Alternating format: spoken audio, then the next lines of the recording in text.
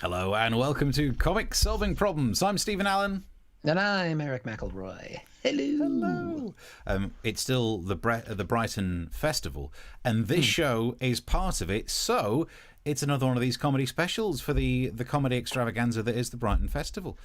Yes. Normally, Comic Solving Problems is us two sitting around looking at the news and solving all the problems, fixing absolutely everything. But we're taking time off from that, so sorry if things have got worse in the world. They could have got better. It depends how you measure it, and even then, you'd have to be measuring it badly, like putting the ruler in it. Really, you'd have to be metaphorically shoving the ruler really quite in to make the problems look longer. And I don't know what that was a reference to. Is that like something your granny used to say? God, I hope she wouldn't not. have said it with she would have said it with accent.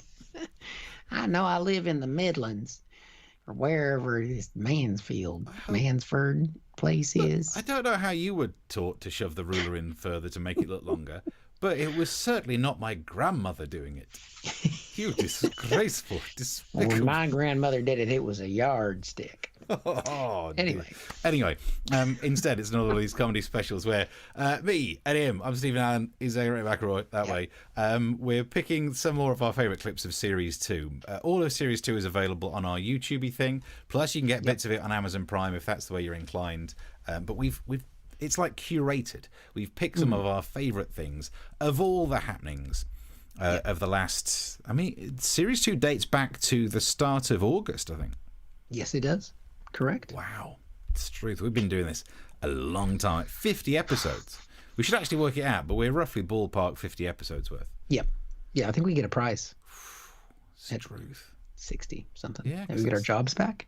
No, that's never happening. Never happening. That's not happening. We'll be talking about some of the news that we've enjoyed. I mean, look, there's always news trickling along that we enjoy.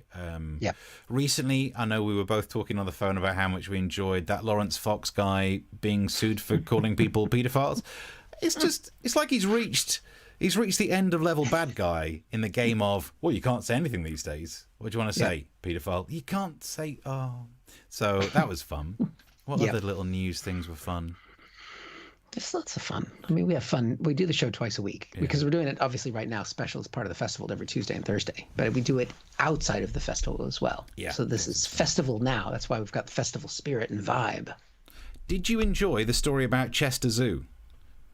One of their orangutans got pregnant and they gave it a pregnancy test and it tested negative. But still, however many months later orangutans come out, little baby orangutan. Wow. Yeah. Apparently, that's exciting. They were recording the test results using the government's copy of Excel. So that shit's going to happen. That's a lot of orangutans. Oh, God, they're in the ceilings. It's finally happening. 2020, the Planet of the Apes. It's all happening. You know what, though? That's the thing. If they remade Planet of the Apes now, the bit where he works out, wait a minute, it's Earth, he wouldn't drop to his knees and say, you ruined it. You ruined everything. It would be like, yeah, you know, I like what you've done with the place. It was pretty shitty when I left it. So, yeah, we should remake that. Another sketch we didn't make. That's right. Yes. So this is special part of the Brighton Fringe, looking back at some of our favorite bits. But as always, you can check out the YouTube channel. You can subscribe to it if you want to. And if at any point during the show, like now, you enjoy what we're doing, or if you want to stop us from doing it more, you can buy us a drink. That would be very much appreciated. Yeah. All right. Am I presenting my first piece? Yeah. So of all that's happened since August, what have you picked for us? This is, we try and present it as problems that we're going to solve. We still haven't solved any problems, but we look at them. So this is a problem that I brought up, and it's a problem because I'm not originally from the United Kingdom, and this was a problem back from my people.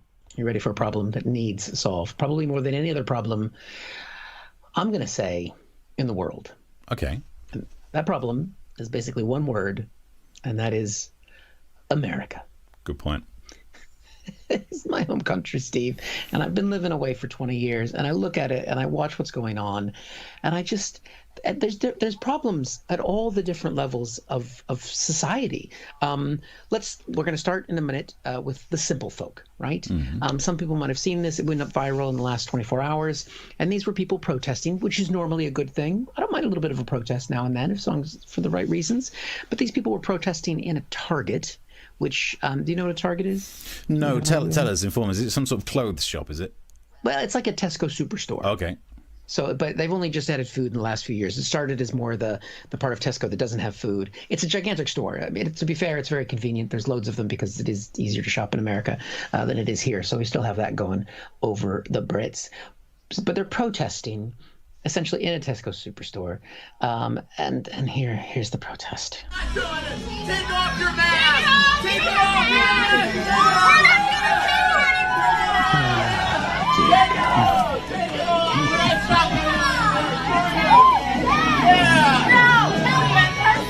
Yeah, we got someone! Take it off!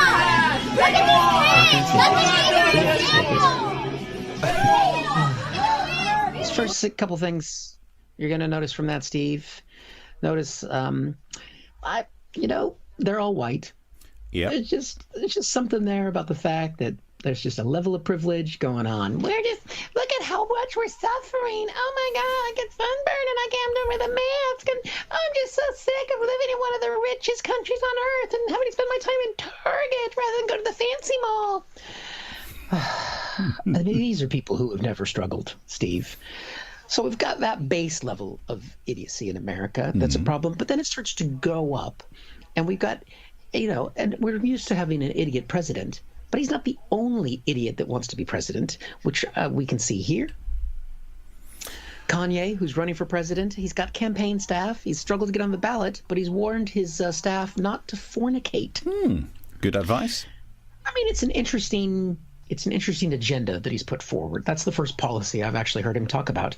And Steve, I haven't really talked about the Kanye candidacy. I haven't really talked about Kanye very much, partly because I'm not a fan, but I don't know. I mean, he's like this person that's a celebrity. I guess I suppose he's talented. It's not my music. I mean, if it's not Kenny G or John Denver, I struggle. Yeah. But I mean, I guess he can run for president. Sure. I mean, the bar for president has been pretty much lowered. Yeah. But he hasn't really said a lot about what he wants to do, what his agenda is, other than stopping his staff from having a good time. I mean, to be fair, maybe stopping fornication is a good thing because then it stops people being born who are protesting in a Target. Maybe that's what he's trying to do. Yeah. Maybe there's a whole level of game work here that I don't understand. I do know that he did send out this message. Wow. Yep. In case you're wondering what's happening there, Steve, that is Kanye has, much like us, he's turned to streaming. It's popular. Everybody's doing it. He is, I guess he thinks that qualifies him to be president. He's pissing on Grammy. What does Grandad think about that? Oh, Steve. It's a Grammy, not the Grammy. Right. I mean, I guess that is a qualification for being president. I mean, normally, the current president gets pissed on. Kanye switching it up. He's just something different. Oh, and you think, well, how do we know? Because we don't see anything other than the shoes and the stream and the Grammy and the toilet. Yeah. How do we know this is Kanye's wee-wee? Because he tweeted it. Okay. And trust me, I won't stop, which could mean that he's got a prostate problem. You should try stopping it. Builds up the good muscles. I mean, I don't know how old is he, like 35? I mean, he's got a good stream going. And I mean, I'm of an age, having that much force happening. I'm jealous. Not of the Grammy, just of the consistency of the stream. I'm more upset that he's missing the funnel. Who would wee on a Grammy and not deliberately try and get it down the main funnel bit? Yeah, you'd want to fill that up first. Because that's where you could get all the bubbles. Oh, that'd be nice. It's all about the fluff. Okay, so we got different levels of stupidity. And then we have an Attorney General of the United States. And he was talking about the fact that he, who's the chief law enforcement officer, he actually doesn't like lockdowns. And he made this comparison. Putting a national lockdown, stay-at-home orders, is like house arrest. Is it like house arrest? No. I mean, it kind of is like house arrest when your kids are home from school. Yeah. But I'd say calling, staying home in the middle of a pandemic house arrest is a little bit hyperbolic. I mean, maybe just, I cut him off there. Maybe he's going to explain it in a less stupid way. Let's see what else he had to say. It's other than slavery, which was a different kind of restraint, this is the greatest intrusion on civil liberties in American history. Has he ever listened to any American history? I mean, we're not the British, but we try. Oi. We've done some stuff as well. I'm not going to rehash it all here. But, I mean, there's only one way I feel that I can respond to that statement. But I do want to end this section on the problem of America. It's not all problem. It isn't a problem with just the people or the media, celebrities, or the attorney general. There are some people that still give me hope in my home country, and it's the woman who filmed the anti-maskers at the Target, and she said something that I thought was beautiful. Take your mask off! Yeah, take it off! Fucking idiot. Good times. Still good. When we did that, I was going to say, because it was only after the event that you titled that whole piece, which is probably available on social media, Dumb Americans. Yeah. Which is a shame, because now every time, because when you sent the clips through, the Bowie song Young Americans just comes into my head. But now I keep singing, We are the Dumb Americans. Oh, yeah. That's the new remix. It's worth doing. Remix. Yeah. Depends how you vote in November, but yeah. Yep. But I was just watching that back again. I was just pleased about one thing, which was the correct use of the word hyperbolic. And it reminded me of the time that I was on national television, because, I mean, I'm not on the MASH report, but I've gotten a little bit of TV exposure over the years. This guy's famous. This guy over here. 2014, I was being interviewed, BBC, Sky, I can't remember, and because so many. And it's usually those two. And I was talking about the Scottish independence and live on air. So, and I said, I was given an example of something, and it wasn't very clear. The subject I was talking about. So I said it was a bit opaque. And I said the word opaque. And in your mind, when you're speaking, in your mind, it's like, does that mean unclear?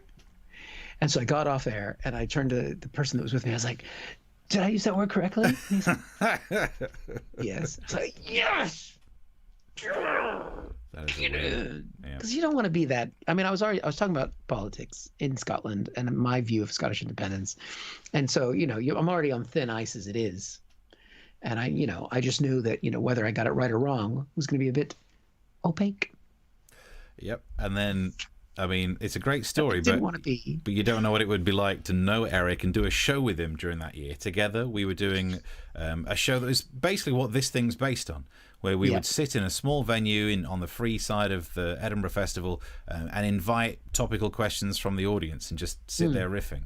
And then for the rest of that festival, every day, he puts the word opaque in a sentence. Every day. So proud.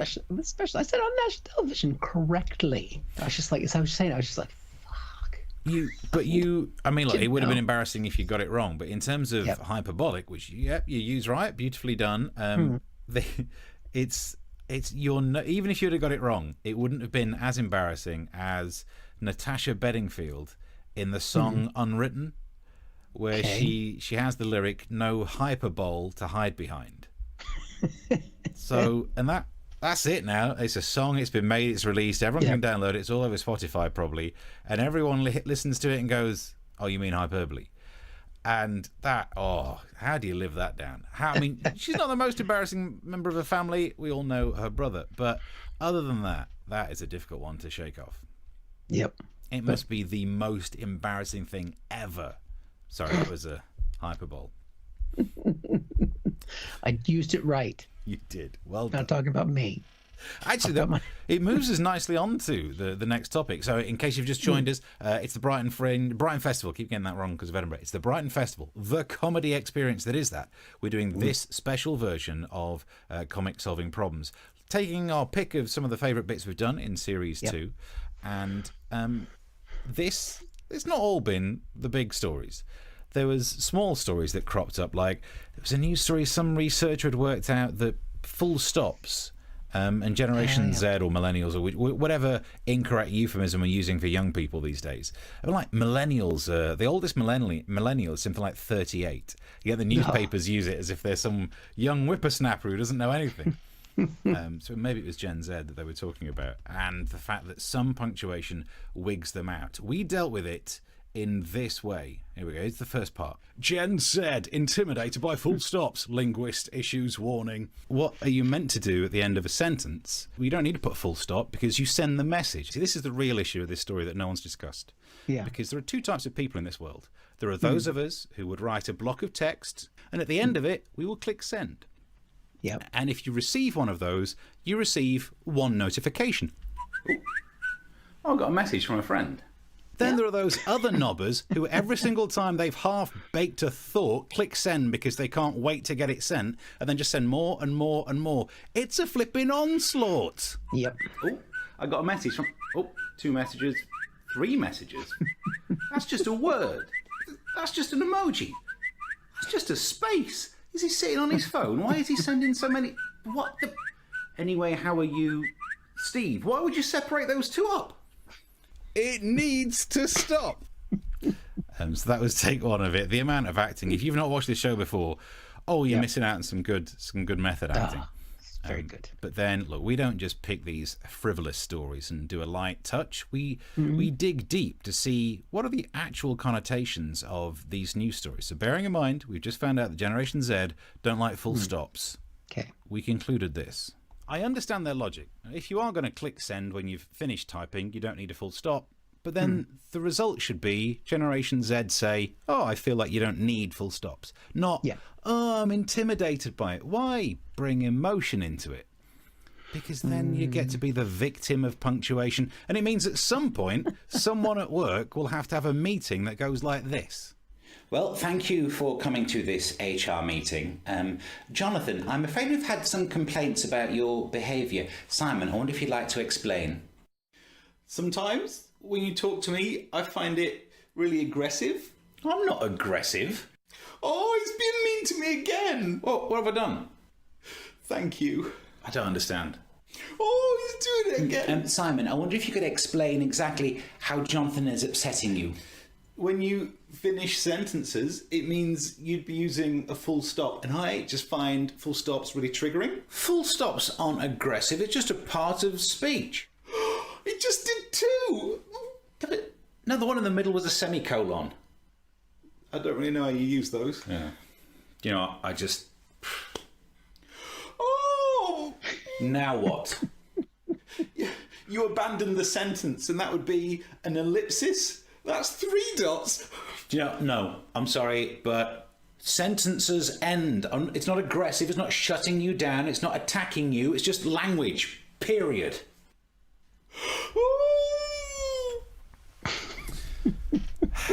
That's special effects, isn't it? What? Yep.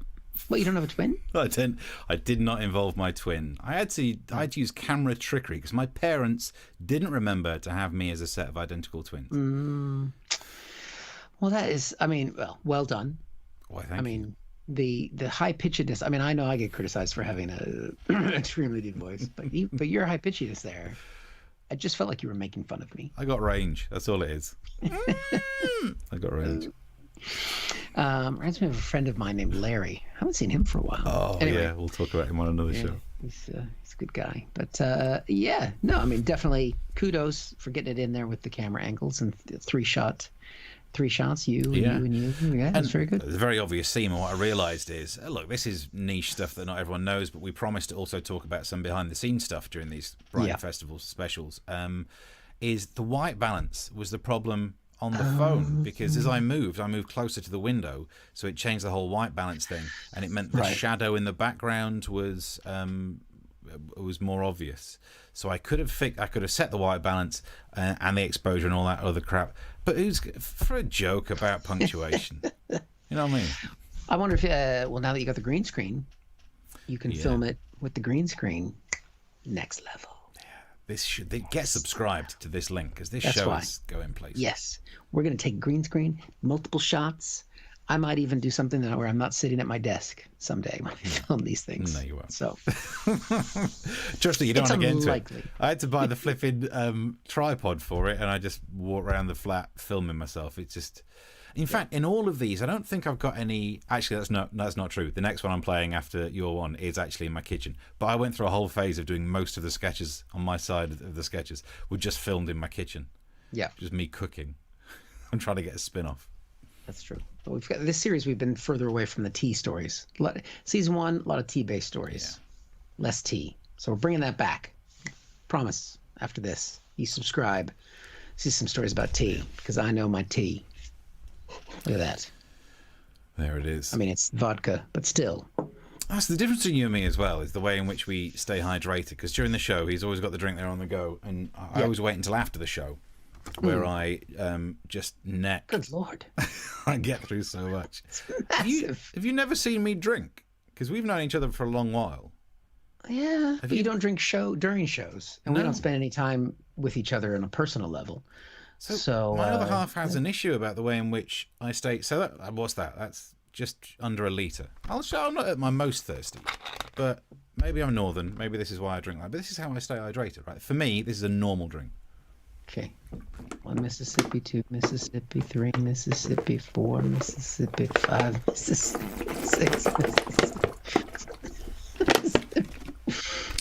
Now that is the amount of water that one requires in a drink. I mean, I didn't finish it. I'm not a beast, but I do that 3 times a day, and that's it. I'm sorted. Whereas my other half, and I'm not, I don't like to mock people in my actual sphere of existence, but this is not a cruel mock. When she does the same thing, she'll get like a bottle, and they go for about half an hour, and they go, and like that much is gone. So You've shared. I mean, I've only known you for like 15 odd years or so, but no, I've never seen you glug like that. Yeah, I just do that kept like that. 3 You've times kept a day. that. Okay. I don't know, because I'm very efficient. I don't know why people spend all day with their small sips. Glug 3 times a day. I have more than enough water to keep me going. And look, this is why every time I play a short clip in from a news bulletin, we come back and he's a... Swirl. That's going to get us some of those ASMR listeners. Bit nearer the mic. There it is. I've lost track of what we're doing now. It's your go to play a clip. Right. So this is our Brighton Festival special, where we're taking some of our favorite bits from Series 2 of Comic Solving Problems, where we're solving problems. There's lots of problems. We sometimes deal with a lot of problems from... It's Comic Solving Problems, where comics were solving problems. Woo. Talk us through that again. Who's solving the problems? What are the comics solving? Problems. What are the comics doing with the problems? Watching you drink that drink is just throwing me. Okay. We talk about America a lot, we talk about Britain a lot, but we don't really reach into the continent. And this problem is one that could only happen in Germany. Cheeky Boar leaves nudist grunting in laptop chase. Wow. It's got Amazing story. Before we move on from that headline, though, I mean, somebody had fun writing that headline, didn't they? I mean, there's some thought put into that. Because how do you decide that the boar is being cheeky? Because, I mean, this is in Germany, where apparently the boars run wild and free. Like we have foxes in London, they have boars in Germany. I guess because they're on the continent and they have actual wildlife. And because you don't in the UK. Well, you know that, right? Saw a cow in a field the other day, so... No. Sheep. Nothing. Badger. I've lived for 20 years. I've never seen a badger. I don't think they exist. Never seen a live one, unless people are bringing in dead ones and just leaving them by the side of the road. Yeah, Could be. The most wild thing around the year, my kids. Anyway, so this boar basically ran through a park where it was sort of clothing optional, and it grabbed somebody's bag, and somebody chased it. And I think part of the reason they had cheeky in the headline was because this was the picture that came with that headline. Oh, there's some cheeks right there. Cheeky boar. I don't think it's the boar that's cheeky. It's the man who's lost his laptop, which was apparently what was in the bag. So he's going full tilt to get it. And it's just beautiful. It's a little herd of boar there. Yeah. And, you can see the people in the background enjoying themselves because it's in Germany. To them, this is high comedy. They don't do stand up. They just get the boars loose and put some meat on a laptop. I mean, if you're going to run after a laptop, we've got another image, I think, of this as well. There's another angle here, as it were. Why have they blurred that one out? Digitized. Yeah. I don't know. This one, I mean, he's going full tilt. I think what kind of laptop is worth running naked for, Steve? I mean, I used to have a Sony, and that was quite expensive back in the day. I mean, definitely if it was a MacBook Pro, you'd run after that. I mean, now I've got a Chromebook. I mean, keep it. You can fucking have it. I'm not going to go for that. But this was they the third. blur out his ass, but not the pig's. That's nice. I know. look Hey, careful who you're calling a pig in this story, okay? It's a boar to you. That's the preferred I've just term. misgendered a swine. Now here it looks like the boar's got his foot in a box, or else they've covered up his foot. I don't know, maybe he's got a tat. Doesn't want.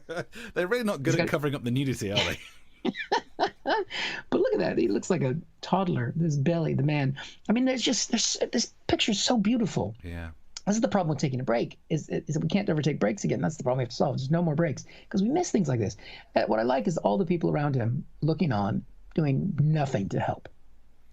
All those people just watching this man run buck naked, which he was allowed to be because it was kind of a place where you were allowed to be clothing optional. Well, this is the thing. I'm looking at that, though, and I'm realising it's not that popular to be naked around there because everyone else seems to have remembered clothes. Well, would you want to have your bits hanging out with boars running around? Yeah. I mean, do you know what I mean? He's got a grip there on that laptop bag. And it was, watching that and looking at the man's image there, I thought, you know what, that does remind, the way he's running after that boar, just the way he's standing there, it reminded me of something from back in the late 80s, early 90s in the U.S. And I thought, I've seen this guy before. And I think we've got a picture of it right here. There he is. Look at nice. that. That's him. He's got a laptop in his hand. Yeah. But the reason why he's got all that hair is because that was back in the 80s. And we didn't shave everything back then. That's true. Those were the days. Yeah, those were the days. Yeah. You can have proper growth. Let's not get into the details. Wow. We covered the big stories this year in this season. Yeah, of course it was big. It was a Sasquatch. They're massive. Yeah. There is a bit where they pixelate his bottom. And it is a bit like, that's not how he's going to be recognised. If you're trying to protect his identity, cover his face. Unless maybe I would imagine he's a superstar in Germany now. I know they're looking for a new, because Angela's retiring, isn't she? So they must be looking for a new chancellor. Do you think in nudist places they do learn to recognise people by their body parts? Yeah. Yeah. Well, I don't know. I mean, I've not been to a nudist place. I've only been to that one once, and I wasn't there long enough to get to know people's bottoms. So to explain quickly why, in case people don't know what we were referring to. Nah, just leave it hanging out there, which is actually their motto. They just say it in Latin. Yeah, probably one of the, I would say, millionth saddest things to happen from this pandemic is that I was booked to do a gig at I always say the wrong word, naturalist. Yeah. I get it wrong every time. My wife always corrects me. When I'm like, honey, we're off to the naturalist. No. We're going to the... It's better to get it wrong that way than it is to get it wrong by saying Sir David Attenborough is one of Britain's greatest naturists. Because that is a mental image. Yeah. These are my balls. But I was booked to do one of those, but I didn't get to see. Didn't get to go.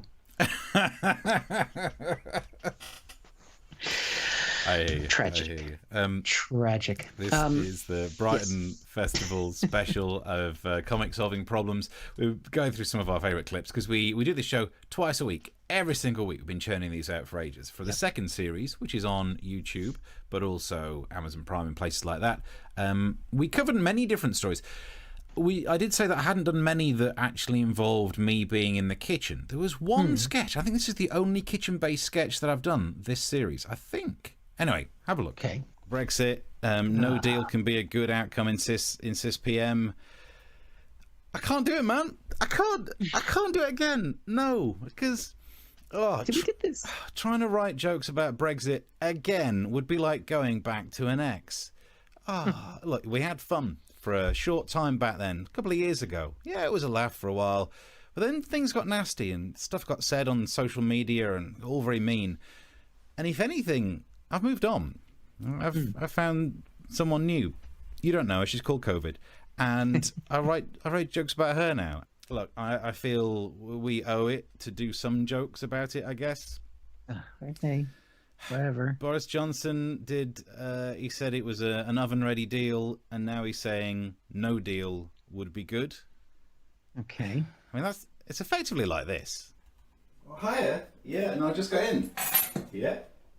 You've put things on a plate for me that I can just put in the oven. Oh, thank you. That's really nice. Was that? It would be a good outcome if I didn't eat it. Oh, I'm sorry, I'm confused. So the stuff you put on a plate, yeah, it's oven ready. And you're saying it would be good if I went without food. What have you put on the plate? It's a plate full of shit, isn't it? And that is a metaphor. I don't know Nice. if it is or not. What was on the plate? So that's why we had to do the zoom in, because I didn't realise it was in shot. I just wanted to be able to lift the tissue up. It was an empty plate. So I was like, oh, well, it's clearly not a plate full of shit. So the metaphor falls down. So I had to do the crafty, slow zoom in, like they're just realising there's a shark in the waters. Yeah, the things. And also, thankfully, since then, I think I've lost some weight, because my word, that was full on Santa style. You know, Hey. The problem with that video is I look like I shouldn't have been eating any dinner left for me anyway. Yeah. Nothing wrong with starting to look like Santa, especially because the gigs won't probably be back by Christmas. Ho, ho, ho! Merry Christmas. Because it's nearly time. Next month is when, because I do more voiceovers now to try and scratch a living out of that. And normally I get some Santa voiceovers. Seriously? Yeah. So, hey, if you've got any adverts that you need making that requires a bit of the old, ho, ho, ho, hello, then I'm here. But I can only normally do about a week's worth of those before I lose my voice. So get in soon. That's creepy. It is. It's a superpower that no one should be able to sound like someone who can entice children in a shopping mall. Yeah, especially in the middle of a pandemic. It's really not on. No one's letting Santa in, because what is he? Breaks into your house, probably just spreads disease, half eats some food and leaves it on a plate. You dirty bugger. There's germs. Oof. Yeah, that's not good. Yeah, so in case you're just joining us, this is part of our Brighton Festival special, looking back on our favorite bits of what we've done in Series 2 of Comic Solving Problems. Yeah, we're cracking through them, aren't we? Yeah, we're doing all right. So of all the problems that we solved, the next one we're over to you. And this is I like what you did with this one, because I think you actually you provided useful information, not for really anyone in the UK, but if other people were watching, this could be useful. Yeah, because the problem of what to do when you have a bad boss. What do you do if you used to work for Donald Trump? And it basically seems like there's three categories of things that you can do. And we've seen this based on today's headline for Steve Bannon. And one of the things you can do is you can get arrested. It's a popular choice for people who used to work for Donald Trump. Steve Bannon was a campaign manager. We can see we've got another Donald Trump's first campaign manager. We've got that here, Corey Lewandowski. He was charged with assault for grabbing a member of the press. That's one option you can go for there. You can go the other way if you want. Also another campaign official. You got Manafort, Paul Manafort. He was convicted. And is now in jail, bless his heart. And the Senate just came out with a report making it look like he pretty much did collude with the Russians. That's one choice. So when you stop working for Donald Trump, and hopefully there's going to be a lot of people who are no longer working for Donald Trump after November 3rd, please vote if you can. And even if you can't, apparently it's going to be all mail fraud anyway, so go for it. But if there are any dogs and dead people listening, please vote. Any dogs, cats, not the cats. Fickle bastards. No. Another choice. So if you don't want to go down the convicted route, or at least not get caught yet, you can do what Michael Cohen is doing, which we mentioned on Tuesday. He's gone down the path. He's actually he did go to jail as well, but now he's going to write a book. So he can do the tell-all. So, and I'm looking forward to this book because he's going to talk about the PP tapes. And I've heard he's got a picture section in the book. I mean, not a scratch and sniff section. So many people have stopped working for Donald Trump and have written books about what they've seen behind the scenes there. I mean, Trump, for a man who doesn't read, he's done very good for books. It's pretty incredible. Now, the other option is that you can go, which is happening right now. We're getting a number of Republicans who spoke at the Democratic convention and are just going on TV, and they're speaking out to warn us that they tried to fix Donald Trump by working with him, and he's unfixable. And we're seeing this now. We've got Miles Taylor. We've got the headline here, I think, who worked in Homeland Security. He's come forward saying he's backing Biden. He says others are going to speak out as well. He's speaking out. And he's come out. He's been all over the cable news shows in the States. And he gave some examples because he's working in Homeland Security. So he was having to brief Donald Trump about a pending hurricane that was coming towards the U.S. And this is what he said it was like talking to him. And then he turned to me and he said, I've got a question. Yes, Mr. President. He said, do the hurricanes always spin this direction? He meant counterclockwise. Now, that's called the Coriolis effect. Same thing that causes toilets to spin the other direction in Australia, a follow-up question he also had. But this is what the president was focused on. Americans were in the path of a deadly hurricane. He needed to get out there and tell them to evacuate, and he was just marveled at the way that hurricanes spin, in a way a third grader might, learning about earth science. Steve, that is a terrible thing to say about third graders. They are smarter than that. Yeah. And it's science. You can see it swooshing there. So, that's how it works. Otherwise, I love the way you started speaking about the need to evacuate. Well, it's a good job you've been studying toilets. It's another use of them. That's something that Donald Trump would understand. Miles was pretty harsh in that interview about what he found working for Donald Trump. And of course, as in America, because we can do lots of things with political campaigns, his commentary on what Trump would be like if he won re-election has already been turned into a campaign advert, which we have here. The president's reelected, the guardrails will be gone. We should expect, quote, shock and awe if the president wins a second term. You will see a flurry of executive orders. You will see the president pull out of foreign alliances. You will see the president align with dictators around the world.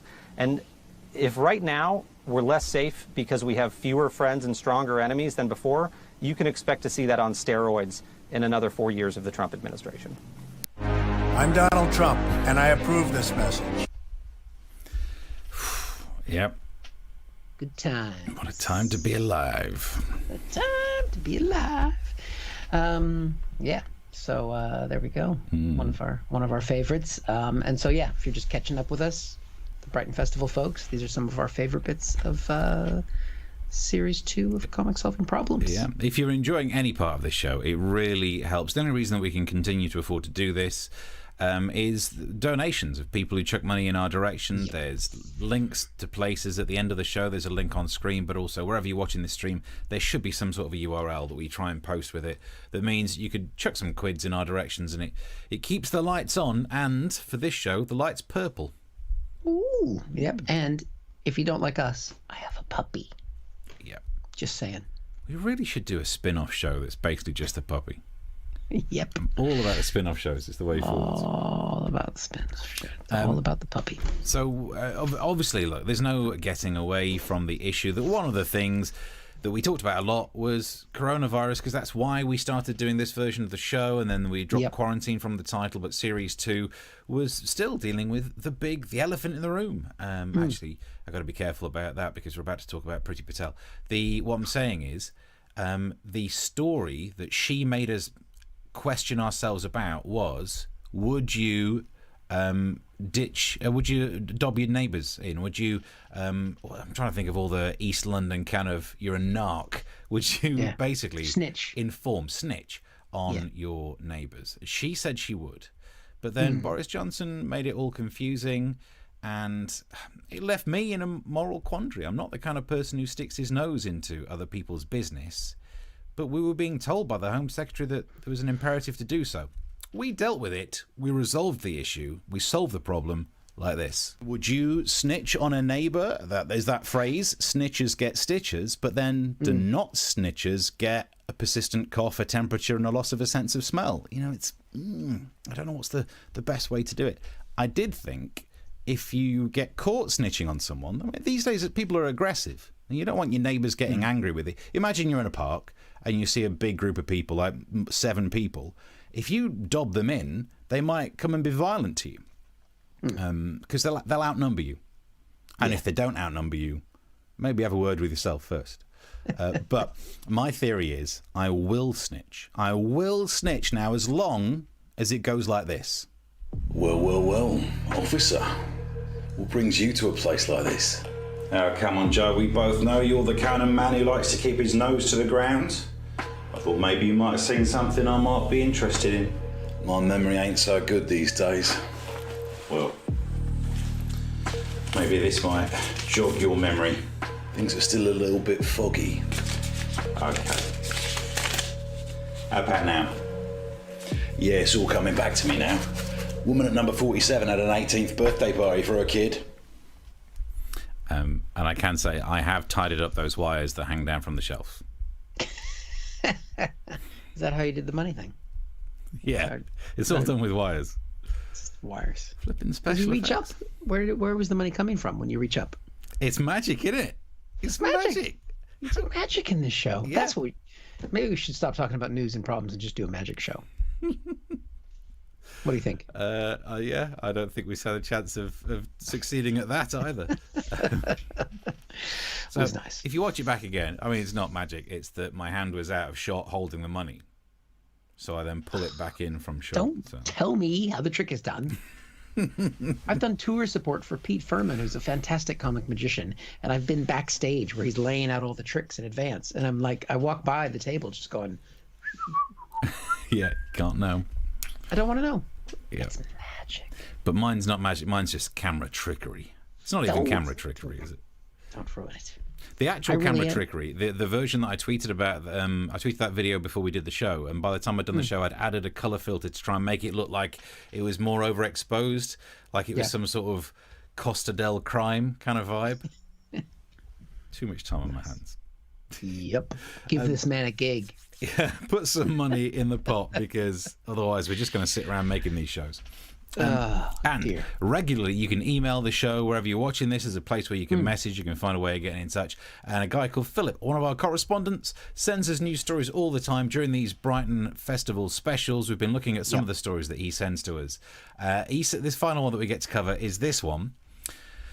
The demand for vasectomies has increased by 20% in a year in Dublin. I mean, that's an interesting one, isn't it? I'm not sure what to do with that. Oh, the luck of the Irish isn't quite what it was. Where are you going with this? Because you're American as well. At some point, you're just going to use that voice and say, "Ooh, me Lucky Charms." I know that's. Oh, I miss Lucky Charms. But so do the people who've had the vasectomy.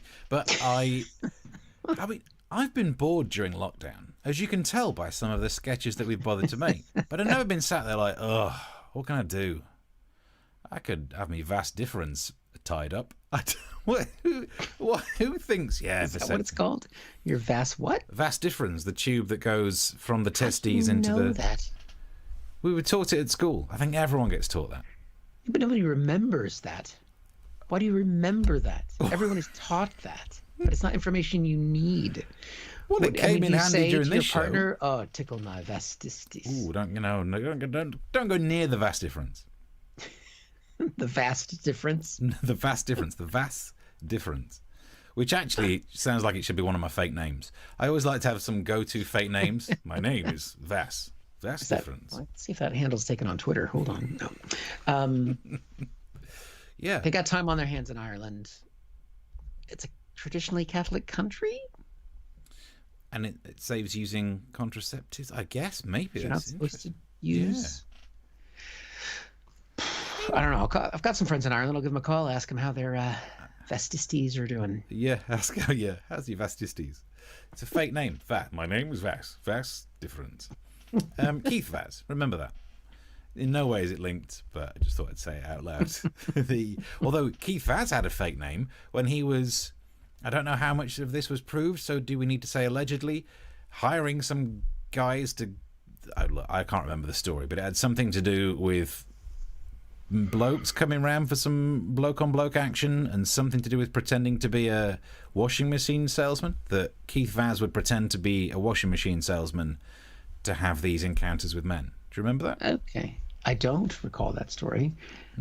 But then you don't yeah. recall that your ball tubes called your vas deferens. So why would anyone recall either of those things?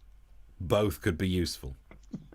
Because the next time when we're allowed out drinking again, and you get a tap on the shoulder, and some shaven-headed, some bald-headed guy goes, "Do you want to buy a new washing machine?" You've got to think to yourself, "No, might need it later, but no." I was thinking, am I going to get a good deal on this? Remember when people used to come into pubs and offer to sell you DVDs? Yeah. Well, not only that, first week at university, we were in these halls of residence, because I went to university in Birmingham, halls of residence near the Edgbaston cricket ground, and just over the road was a pub that wasn't a student pub. It was just like a proper working class. Blokes go there to slam down some pints. So we're there, because we weren't the most studenty of students, so we didn't annoy them and get thrown out. And this bloke comes round, goes, "Hey mate, do you want to buy?" And he opens his coat up and pulls out the kind of plastic Tupperware box that you get from a Chinese restaurant, and he said, "Want to buy some meat?" And we bought it because we were young and foolish, and we think it was lamb. And I mean, that story was weird back then, but during a pandemic, me remembering just buying some meat from a guy in a pub. I have to say it was pretty remarkable the first time someone knocked on my door in this country and was like, "Yeah, I got a truckload of fish. You want to buy?" I know that's not the accent, but in my mind, if I put it back into America, it'd be, "I've got some fish for you to buy. You want to buy some fish? I don't really want any fish from you. Why are you buying?" "No, you're what?" "Yeah, there's some fish in my truck." And then the lady a couple doors down from us, she was so excited that the fish man came around. She bought too much fish, and it didn't fit in her freezer, so she tried to give it to us. And I was like, "I don't want your, like, of all the foods to be selling when you don't know where they've come from." Yeah. No. Different time. It's a different time. That's not a different time. There was a fish guy around right before the pandemic. It's not different times. It's a different class. That's what it is. He's still driving around. It's the same guy. Because I'm from that working class area. No one ever believes it, because I desperately tried to change the way I come across so I could get a job with the BBC, which I eventually did. But it also means absolutely every middle class person has said to me, "Well, you're not working class. You don't get to judge, you dick." So I'm connected to that. Normally I'm a germaphobe and all this stuff, but when someone comes around with some very low price meat, there's a big part of me that just goes, "Oh yeah, tell me more. I can get some well priced meat here." What? It's not licensed meat. I mean, to be licensed fair, meat. Come January, after the borders are closed and we can't get food from anywhere outside of the country. Yeah. Come around my house. Yeah, Keith Vaz, if you're listening, we are going to need a washing machine, and we will do anything. And some meat. Reasonably priced meat. Oh, dear. Well, look, we're almost out of time. If you've enjoyed the show, how much do you think a small Tupperware tub of meat is worth? Please, well, you'd have to scout, because you went to university like 40 years ago, so you'd have to do the change in currency and stuff. You were doing the old money back then. How very dare you? I simply look older than I am. It was like a tuppence or something like that is what you paid for it? That's what we paid for the meat. Seems like a fair swap. Today's money, 100 quid.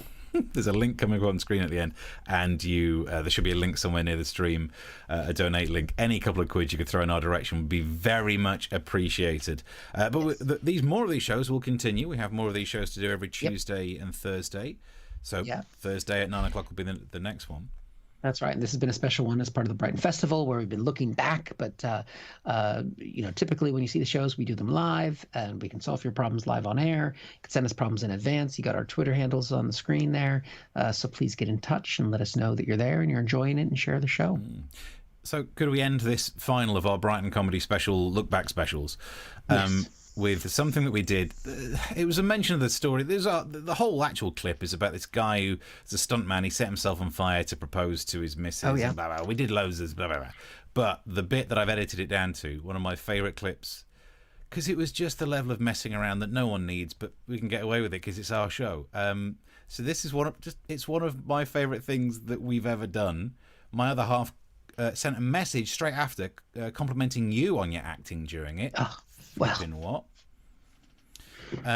So this is the bit we did.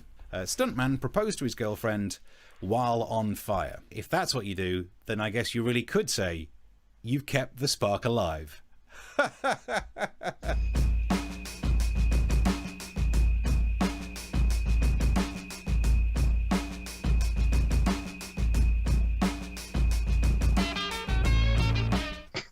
Always wanted to do one of those sitcom endings. There we go. I enjoyed it. Nice. Yeah. You did hold that pose well. Yeah. And I know you only had to move your eyes because you were going to have to click the button for the next bit. So you can see your look. Is it? Yeah. Is it? How long have we done it? Yeah. But no, when you've been married as long as I have, Steve, you learn when to freeze. Is a vision based on movement? What? That's... Oh, God. I don't have to take out the trash. Clever girl. So, look, I think we're out of time. Thank you very much for watching. Chuck some money in the pot, but you know all the details. Thursday, 9 o'clock. And we're doing more Brighton Festival as well. We still got some of that left. But we'll be back. Are we going to call it season 3? Ooh, that's interesting. Think about that. Yeah. We're going to think about that in the next little bit, and we'll let you know if we're going to call it something different, or it might just be more season 2. I mean, the numbers mean fuck all. Yeah. And on Amazon, all of the clips from Series 2 are being called Series 1 on Amazon Prime, and they're not in the same order. Do you know what? There's absolutely... And on IMDb, it lists us as having done no series so far. So, do you know what? No one can sue us for it. We're just grateful to be here. So this has been our best of season 2. Join us for season 5. Coming up next. Join us for season I to the power of I, which, as we learned during the show, actually is a real number rather than an imaginary one. Who'd have thought? Who'd have thought? There we go. But thank you very much for watching. Subscribe to the channel. Join us again, 9 o'clock, Tuesdays and Thursdays. Till then, bye. Bye.